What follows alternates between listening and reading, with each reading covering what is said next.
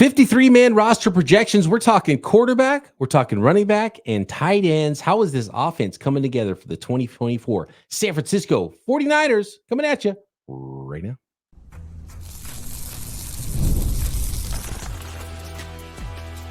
You are Locked On 49ers, your daily San Francisco 49ers podcast, part of the Locked On Podcast Network, your team every day.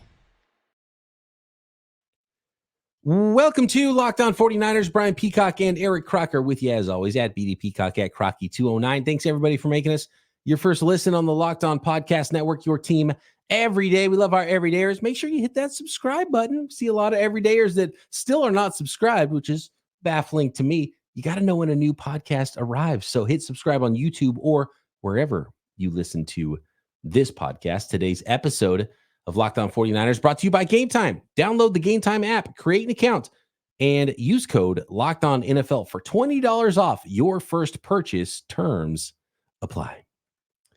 All right, we got to give a quick Brandon Aiyuk update. We're not going to derail the whole episode with Brandon Aiyuk stuff, but I find it fascinating, Croc, because on the same day that Jordan Schultz of ESPN, and he is a well-respected reporter, says sources, the 49ers and wide receiver Brandon Aiyuk had another meeting yesterday, and talks continue to progress on a long-term contract extension.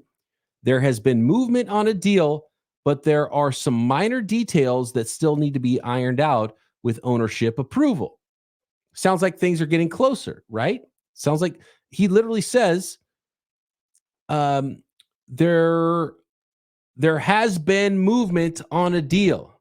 Same day, Kyle Shanahan, talking to reporters, says on both Brandon Aiyuk and Trent Williams, quote, "Zero updates, nothing has changed."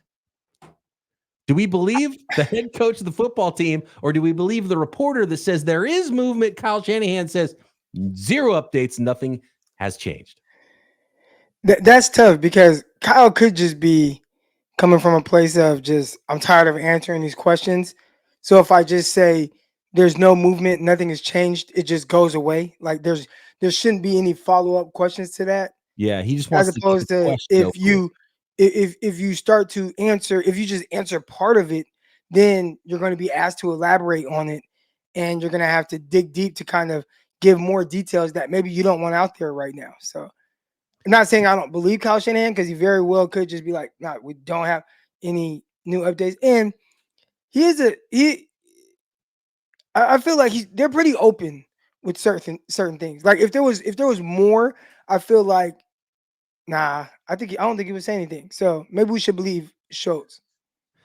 And Kyle's not a great poker player, so this must be him saying, "I don't want any more questions about it. I'm tired of it," or it's that the agent side is putting something out there to Schultz, the reporter, to try to make seem like something's happened. I don't know. I'm done. I'm kind of done, like trying to figure out why things are happening, who's leaking what. We're just ready to break the news. Okay, he signed. That, when I say break the news, just go live when he signs his deal. Let's go live. Let's celebrate. He's a 49er. Or he's traded. And it still feels like more likely that he's going to be a 49er. But something's still holding it up. It's not done yet.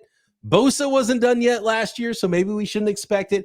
I don't know. But do you feel like I talked about this on today's Peacock and Williamson NFL show, and we were asked a question about which holdout is the biggest deal. And there's Brandon Aiyuk's not the only wide receiver that's holding out or holding in right now in the NFL. You got CeeDee Lamb, you got Jamar Chase.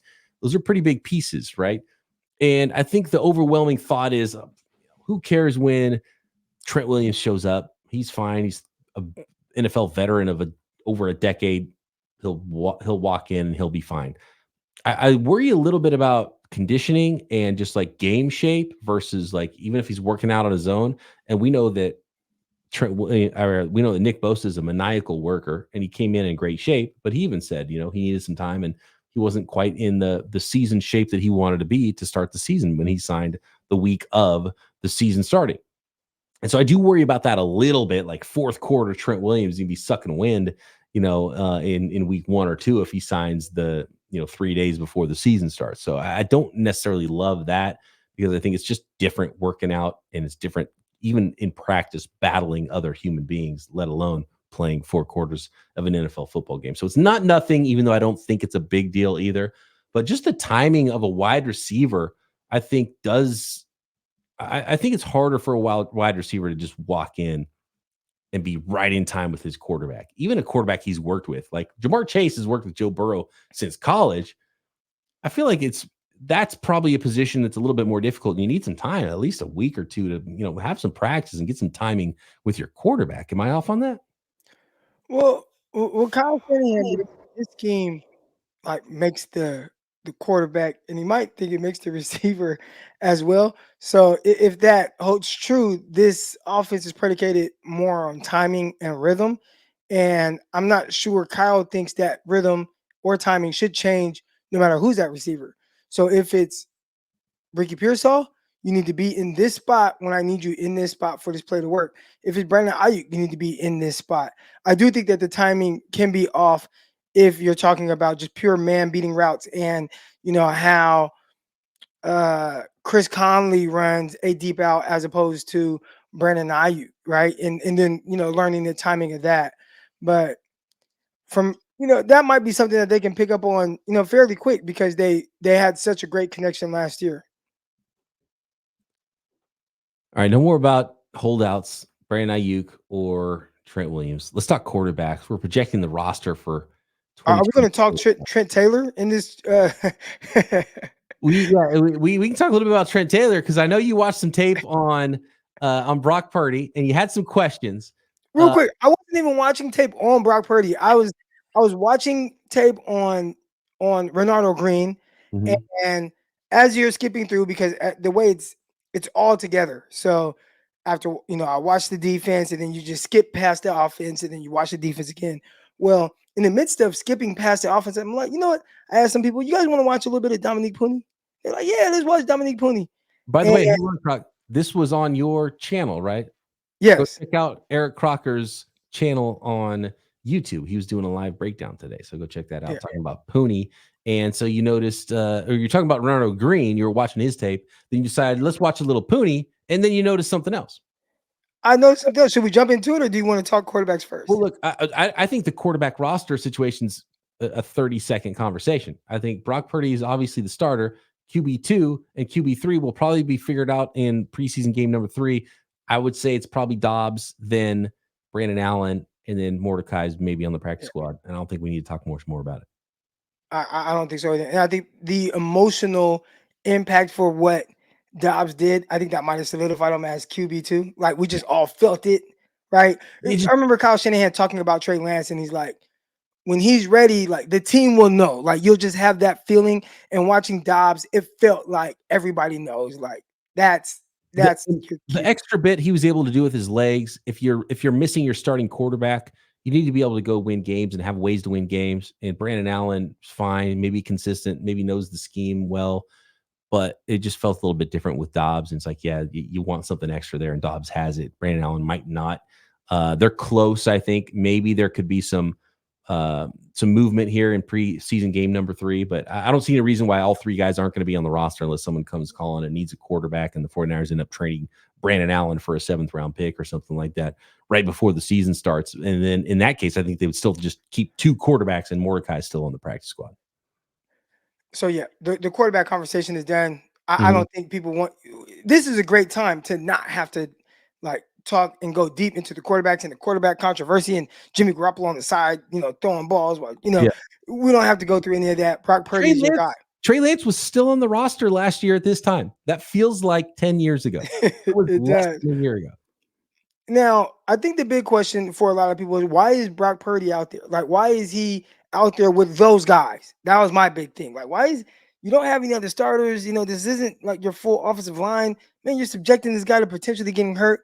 But according to Kyle Shanahan, it was Brock Purdy's choice. Like, hey, I need reps. And I'm like, man, that's silly. Like, Brock Purdy need reps. Like, you're playing. Not saying you don't need live reps, but to need more reps and not have your guys out there. That was a little interesting. Well, like you said, I'm watching Renardo Green with my YouTube fam, and I'm like, hey, you guys want to watch some Dominique Puni? They're like, oh, okay. And we're watching, he's doing some good things.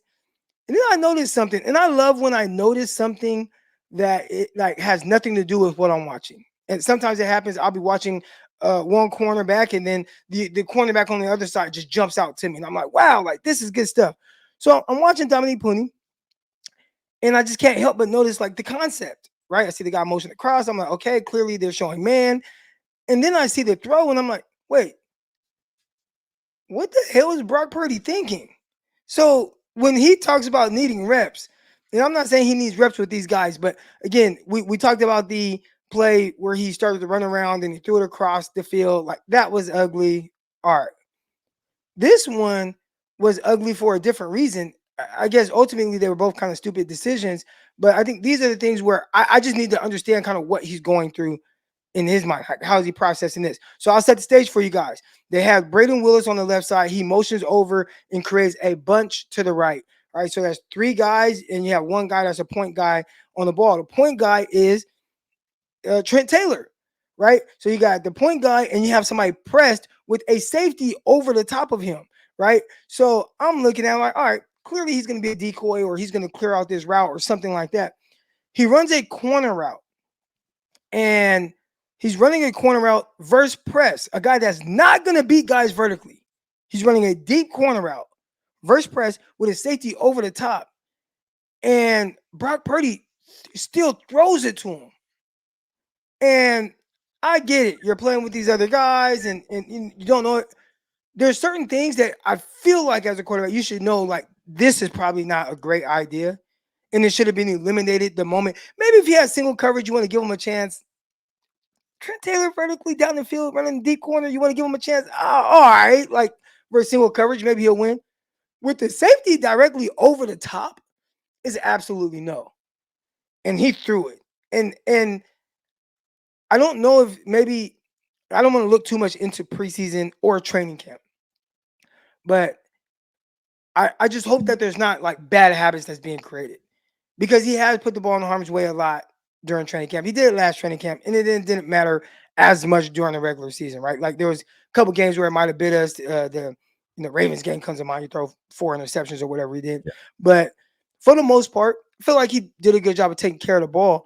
But you see some of these things, and everybody just says, oh, he's just trying new things, trying to see what he can get away with in training camp. And it's like, all right. But now you're in a live game action, and you want to execute. And then I see that, and it's not even the lack of execution. It's who you chose to throw that ball to on that concept. And I'm not saying I'm worried. Again, I think I know who he is, but that was just like, well, what are you thinking on that, Brock? I would just like to know. Yeah, I got an answer for you. I have one answer on why Brock Purdy threw that specific ball. If it matters or not, we're going to talk running back depth chart, 53-man roster projection, and tight end depth chart roster projection as well. Next. This episode of Locked On 49ers brought to you by Gametime. Gametime has a new feature called Gametime Picks that makes getting tickets for your favorite events and all of the live events you want to see, football, baseball, basketball, concerts, comedy, all of them, even faster and easier. And Gametime Picks filters out all of the fluff to show you only the incredible deals on great seats so you don't have to go waste your time searching through thousands of tickets. And of course, every time you go to the Gametime app, you can get the views from your seat. You get a panoramic view. You know exactly what seat you're going to get, what it's going to look like from your seat before you buy. So you know it's going to be a fantastic seat. And toggle on the all-in pricing feature, because that way you see all the totals up front and no surprise fees at checkout. There's nothing worse for me personally when I'm buying tickets to any event to see those surprise fees pop up at checkout. So all-in pricing at Gametime is where it's at. Take the guesswork out of buying tickets with Gametime. Download the Gametime app, create an account, and use code LOCKEDONNFL for $20 off your first purchase. Terms apply. Again, create an account and redeem code LOCKEDONNFL for $20 off. Download Gametime today. Last minute tickets, lowest price guaranteed.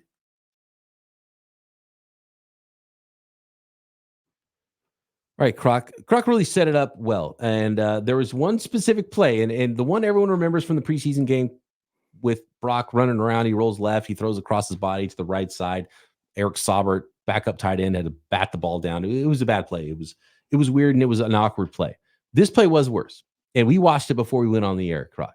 And we can't do tape on this podcast on the video side, but we're going to explain it anyway for those of you watching on YouTube and those of you that wouldn't be able to see it anyway on audio.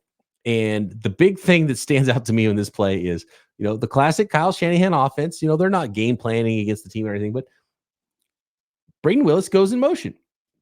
Safety follows him. It's man coverage, too deep. This is a no-go. This should be eliminated from pre-snap reads to throw this corner route. But Trent Taylor and Brock Purdy their time previously with the 49ers didn't cross over. So does Brock Purdy not understand that Trent Taylor's not winning any kind of deep route ever, let alone a corner route with the safety over the top, maybe even if there's space on the sideline and he thinks he can get it in? Because not only did the corner beat him to the spot and the safety over top beat him to the spot, there was like a linebacker over the middle it was the robber safety coming from the other side, still came back and beat him over the top as well. Like, that's not the guy you're going to throw a deep ball to, even if you had the one-on-one situation. Maybe it's just a lack of reps with Trent Taylor and understanding that he's not going to win the deep ball for you. Maybe that's what it was for Brock Purdy. Maybe Brock was just doing this is why we don't need this guy in. This is why we need this. But I won't even say this is why you need Brandon Aiyuk, because even if that was Brandon Aiyuk, I would say don't throw the ball to Brandon Aiyuk in that situation. Pre-snap would have said don't throw this pass, and he still threw it, which is strange. It's kind of like off his back foot too. It was. Yeah. Brock Purdy didn't look decent protection. Like Dominique Puni did a good job. He held up. Like, it wasn't like he was getting hit while throwing. Now, maybe he didn't trust the guys in there. Like 100% could be a case. And I know people are gonna be like, you guys spending too much time making a big deal. They do the whole sarcastic fire Brock, cut him. He's not good. But I'm just looking at the play. I just think it was weird. And for most decisions that quarterbacks make, you can kind of look and see potentially what they're thinking, and on that, it's just hard to understand. Again, forget the throwback across the body. That was hella stupid. But on this one, I don't understand what he was seeing. I would love to know. To know. Yeah. But even from a defensive, I coach high school football, I would tell my quarterback, I'd be like, Dad, what the hell are you thinking? Why would you see a safety directly over the top of him? He got press coverage. Does he ever win on that? Why would you throw that? So with the safety over the top? Maybe there's something to it that Brock did need some reps. No, that's what I'm saying. Maybe he did. Maybe he truly needs the live reps. Maybe even though he's saying, "Oh, I'm just trying different things," maybe deep down he is a little rusty. There is a chance that a little rusty needs to knock some rust off a little bit. And then I fully believe that he will knock the rust off. But maybe that's a real thing. Maybe the plays from practice that people say don't make a bigger deal out of, maybe that's kind of him right now until he gets back into his groove. And once he gets in his groove, he's completing 70% of his passes, throwing for a bunch of yards, touchdowns, and 49ers are back in the Super Bowl. I think Brock's just keeping us on our toes, man. It needs to be a little bit weird, and then the season starts. You're like, okay, Niners are winning games. Quarterback's playing good. Let's go. I think it was easy to blame the offensive line and the weapons, but when I look at some of the decision making, it's like that would be ugly no matter what. Yeah, absolutely, yeah. And who knows? I have no idea what it means. It's a preseason game, but Brock's saying he needs reps and acting a little weird. So yeah, he probably did need some reps. So he'll probably get some more reps in preseason game number 3. Then he'll be fine, hopefully, for the regular season when it starts against the Jets. Usually in that type of situation where he's a little off, you know what Kyle Shanahan does? Runs the ball? No. Oh. Screen a Debo, and that gets him in the groove. Well, yeah. Quick little throw, little screen. George Kittle is obviously tight end 1. He's going to get all the snaps he can handle. Eric Saubert has come in and unexpectedly just been the automatic tight end 2 for me, Croc. When we're projecting out the tight end position here, I think it's pretty easy. And I think George Kittle is obviously locked in at 1. And then you got Eric Saubert as the Y tight end. And then Braden Willis is sort of the move tight end. We've seen a lineup at fullback in the preseason games as well. 7th rounder from last year. I like the way he plays. I think he's kind of under athletic and he's not big either. So I don't know how long he's going to stick in the NFL. He doesn't wow me necessarily, but I think he's good enough to lock himself into the tight end 3 role. I don't know if you have any disagreements there. The question is, do they keep 4 tight ends? And if they do, Cam Latu, Jake Tongas, I haven't really seen anything from Mason Pline outside of early camp reports and OTA reports for him. So probably a long-term, at most practice squad stash guy. Did the 49ers break camp with anything more than just George Kittle, Eric Saubert, and Braden Willis? I think right now you probably have to settle in on those guys and then maybe scour another team's potential cuts, right? Like this is the part where the pro scouts make their money.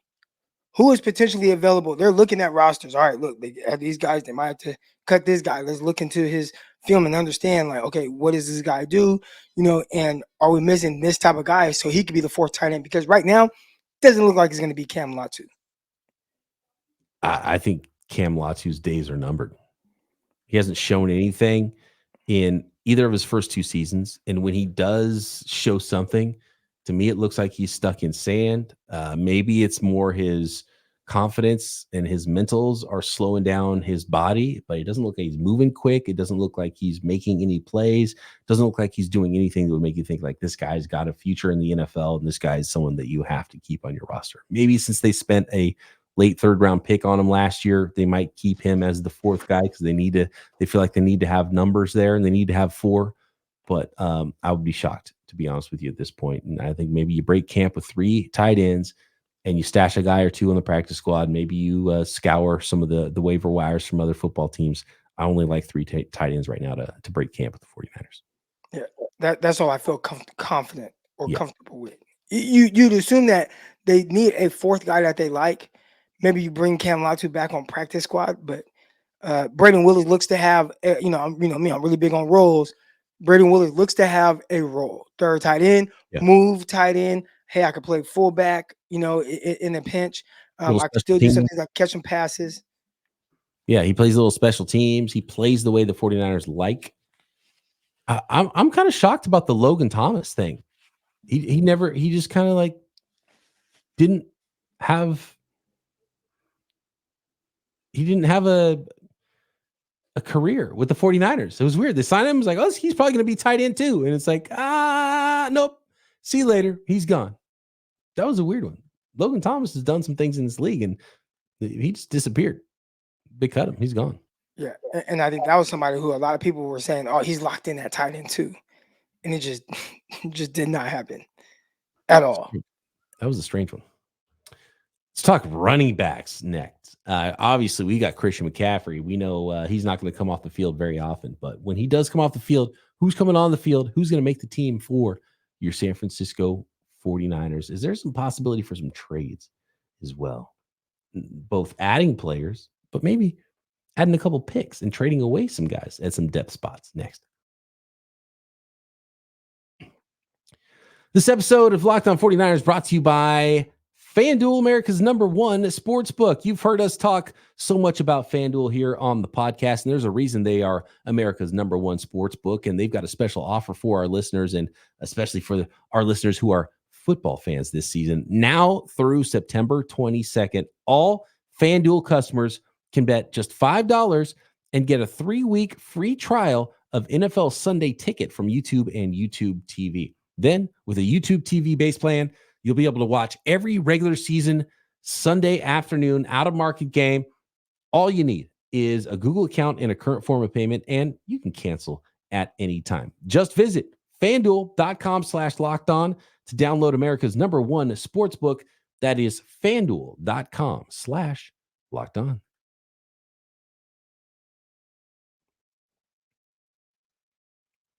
Take a look at the running backs. We know Christian McCaffrey is RB1, not only in your hearts, not only for the San Francisco 49ers, not only to your fantasy football teams, but for the entire NFL. Christian McCaffrey, he is that dude. And then there is Elijah Mitchell, who is the backup. And then there is Jordan Mason, who might be the better runner of the two, at least from what we've seen recently. But as we know, if a healthy Elijah Mitchell's out there, I think he's going to be RB2, and then Jordan Mason's going to be RB3. They're going to take 4 running backs, Croc, and 5, including Kyle Juszczyk, who's locked in at fullback. My question is, who's the 4th? And I thought they were setting this thing up with an Isaac Guerendo stash on IR, but he came back to practice this week. And I think he had a long run at practice on Wednesday in his return from the injury list. Matt Breida looked really good. And in fact, I thought Matt Breida looked better than Cody Schrader, even though Cody Schrader of the undrafted rookie got a lot of action. You got Patrick Taylor, you got Keyshawn Vaughn as well on the roster for the San Francisco 49ers. Who do you think they break camp with here at this running back group? You know, I think Guerendo, even though he is back right now, I don't think he's in the clear. I think he's like the perfect candidate to be able to go on IR. Why? Because, hey, man, you've been banged up. He plays. If it's not quite like, but we want to see, we invested into this guy. We drafted him, mid rounds. Your hamstring is back hurting again. We're going to have to put you on IR. And I think that's an easy way to stash him.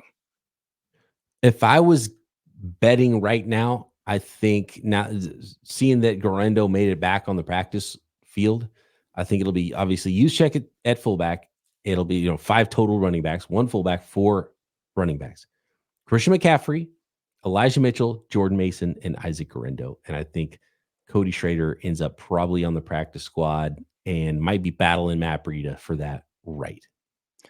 Well, if Cody Schrader didn't do enough to hold it down while Guerendo was out, right, to really take over that spot, then that's when it's like, yeah, we can cut you and potentially bring you back, on the practice squad. The interesting thing, though, they are giving him opportunities. And I always say, man, you can always tell what the coaching staff is thinking by special teams. And he was the first guy to return kicks in the Saints game. Mm-hmm. So that's them. All right, running back, doing, running okay, whatever. Let's put him back there, kickoff return. What does that look like? I'm not sure he did anything to really maximize that opportunity. I was just a little bit underwhelmed with Cody Schrader. I know some people were a little bit more excited about him. I think he runs hard. I think he has some vision. He can catch the ball a little bit out of the backfield, but there's just something missing physically from him where I'm not worried if I cut him and another team claims him. I don't think he's going to be a guy like Jordan Mason or Elijah Mitchell or Matt Breida in the past, or even Raheem Mostert, guys who were undrafted late round picks. All of a sudden, like, oh my God, this is RB1. I haven't seen that from Cody Schrader yet, unfortunately. So to me, I think, you put him on the practice squad if he clears waivers. If he doesn't clear waivers, I don't think you're super worried about it. But in fact, I think that there's a possibility you maybe even trade from your strength at running back. What if you're able to trade someone like Elijah Mitchell, who needs an RB2 on a team? Maybe they got some injuries or something, and you feel good about Jordan Mason as your backup running back. And then you have Isaac Guerendo, who's your rookie. I think I would take Matt Breida with me and still waive Cody Schrader, maybe put him on the practice squad. I thought Matt Breida looked pretty dang good. I thought Matt Breida looked better, just flat out better than Cody Schrader to me in the preseason.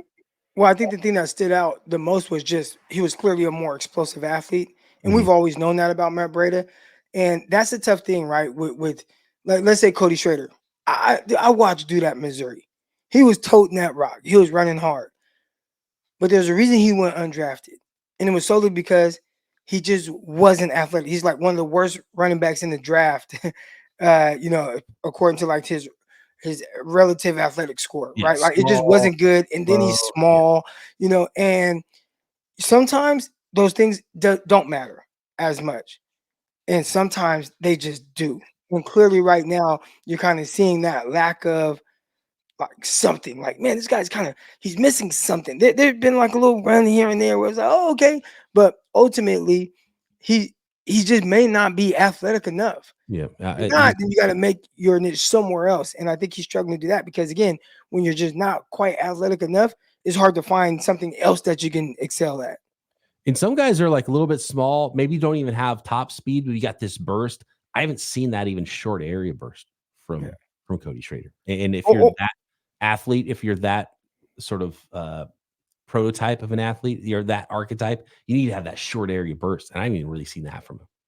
Or be big, right? Like, okay, let's say you're not the fastest, you're not the most athletic, but you're a big dude. So I could still kind of bulldoze, put my foot in the ground, get north right now, run through some guys. He's not even a big guy, so he struggles in that department too. So you can't be small, slow, and unathletic. It's just there's not a great combination. What's your asking price if a team comes calling next week for Elijah Mitchell? I think if you liked Cody Schrader more, then I'd be more like, all right, I can give away.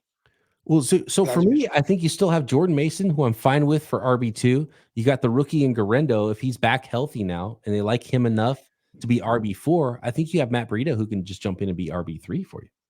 Well, you're saying what's the asking price? What would a team be willing to give up? Like a 2026 fifth round pick conditional? Like, running backs are such. I tell kids all the time now, like, dude, learn how to run routes, because running back is that one position where it's so they come a dime a dozen. I'm scared for my guy Jonah Coleman. Like, he plays at Washington now. He just transferred from Arizona, and he's a running back, and and he can only play running back. I mean, he can catch the ball very well, but 5'7", 5'8", 220 pounds. Like, he's built like a running back, and he's gonna get drafted. He's gonna play in the NFL. But man, you see guys playing in the NFL. I just see Pierce for the Houston Texans, a guy who played very well as a rookie for Houston. Ran the rock well, went to University of Florida, and now, like, in the preseason so far, he's averaged 1.1 yards per carry. It's like, how the hell did that happen? He was everybody's fantasy football darling last year for the Texans going into year 2, and he was a disaster. It didn't happen at all for him. Then they went and got. He's about to get cut. Yeah, they went and got a running back, and they clearly don't like. Not Antonio Pierce, Damian Pierce. They clearly don't like him. He's not a fit for the offense or whatever, and he's not doing anything to make himself valuable for other teams right now either. Yeah, so it's so weird. And even if he's doing, like, let's say he's doing cool, the NFL it moves on so fast from running backs. Like Elijah Mitchell, he's like a cat with 9 lives, because a lot of times in this situation where it's like, okay, you play very well as a rookie, but then we trade for another guy in CMC, and then you're injured all the time, and then you miss training camp. Like, typically those guys cut. They must really like them. I'm looking up right now what the Jeff Wilson trade was. 5th round pick. Okay, so a 5th round pick. I think that was with Jeff Wilson. He was like playing well. He was running well. Well, Elijah Mitchell's running well has never been Elijah Mitchell's problem. It's just being healthy and staying on the field. Right. Adam Peters, come on. Adam Peters needs to call the 49ers. He's got some holes on that roster. Give the Niners some draft capital for some of the bottom of the roster, some fodder that might not make the Niners, but would make the Commanders a lot better. Well, he has Gibson and Robinson. Well, Gibson's gone, but they brought in Austin Eckler. Okay, Eckler, that's who I saw in the preseason. Yeah. Gibson. And then they have the quarterback they use next to. I can't remember where Gibson went. But they do have Robinson still. Man, what's crazy, Croc? Even the New York Giants, they had Saquon Barkley. You know what they said? It was on Hard Knocks. Yeah, you know what? Running backs don't matter. Running backs don't matter unless you're number 23 in Scarlet and Gold. Christian McCaffrey is the only running back that matters in the entire NFL right now, Croc. That's what we want. I agree. And I think, looking at fantasy drafts, they agree. Yep. They're taking all these receivers. 1.1. We'll see what if he runs off the field this year and he's like, okay, 2 plays. We'll give you 2 plays, Jordan Mason. Elijah Mitchell, you get 2 plays this time. Yeah. All right. Thanks, everybody, for making this your first listen here on the Locked On Podcast Network, your team every day. Let us know if you see it the same at quarterback, tight end, or running back. We're going to run through this roster and project out what would this 53-man roster will look like as the 49ers break camp in 2024. And who knows, maybe some Brandon Aiyuk or some Trent Williams news coming very soon. If it happens, Croc and I have you covered right here Locked On 49ers. Subscribe to this video